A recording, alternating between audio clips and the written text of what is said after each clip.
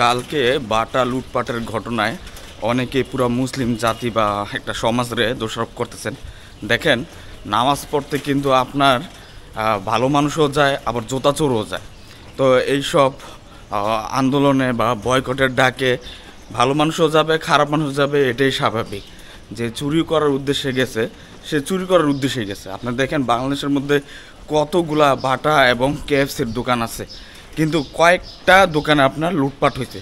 তার মানে কি, যদি অল্প পরিমাণের দোকানে লুটপাট হয়েছে যেহেতু, তার মানে খারাপের সংখ্যাটা একদম কম আর ভালো মানুষের সংখ্যাটাই কিন্তু বেশি। সবাই যদি লুটপাটের চিন্তা করা যাইতো বা উদ্দেশ্য থাকতো, তাহলে কিন্তু বাংলাদেশে কোনো কেএফসি বা বাটার কোনো শোরুমই থাকতো না। তা আমি প্রথমেই বলছি যে মসজিদে আপনার অনেকে যায় নামাজ পড়ার উদ্দেশ্যে, আবার অনেকে যায় জুতা চোরের উদ্দেশ্যে।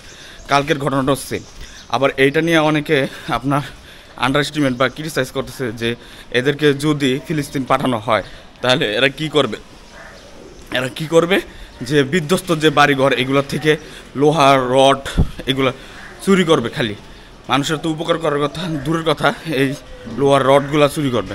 তারপর আবার অনেকে বলতেছে যে যা ফিলিস্তিনের রুটি যেগুলো বিতরণ করা হয় এগুলো চুরি করা হবে।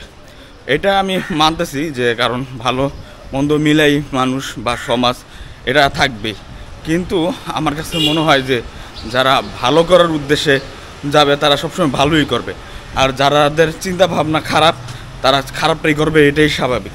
তাই অল্প পরিমাণে যে সংখ্যাটা একবারে নগণ্য বা স্বল্প যে সংখ্যাটা, এটা দিয়ে পুরা জাতি বা একটা ধর্মীয় একটা জাতি বা একটা দেশরে আপনি ওই খারাপ বলতে পারেন না।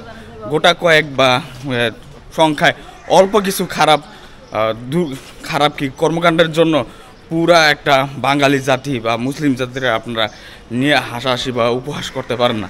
এটা খুবই হাস্যকর আমার কাছেই মনে হতেছে। তো যারা এটা নিয়ে ট্রল করতেছেন বা ভিডিও বানাইতেছেন, হ্যাঁ, এরা অচিরে এটা বন্ধ করেন, কারণ এতে আমাদের ভাবমূর্তি আরও বেশি বেশি নষ্ট হয়। উপরের দিকে বা বাইরের দেশে আমাদের ভাবমূর্তির আরও বেশি বেশি নষ্ট হইতেছে। তাই আমরা চেষ্টা করব যখন এই আন্দোলনের ডাক আসবে বা এরকম কোনো একটা সমাবেশের বা একটা বয়কটের ডাক আসবে, আমরা সুশৃঙ্খলভাবে এটাকে উদযাপন করব এবং প্রোটেক্ট করব। কারণ সামনে 12 তারিখ আপনারা জানেন অনেক দেশ বরণ্য অনেক আলেম ওলামাও আপনার ফিলিস্তিনের পক্ষ নিয়ে একটা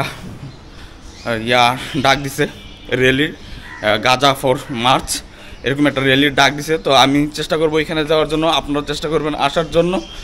আর ওই দিন কিন্তু আবার এই লুটপাটের চিন্তা ভাবনা করে বা মোবাইল চুরি করার চিন্তা ভাবনা করে কিন্তু আসেন না। তো সবাই ভালো থাকবেন, সুস্থ থাকবেন, আর আমার জন্য বেশি বেশি দোয়া করবেন।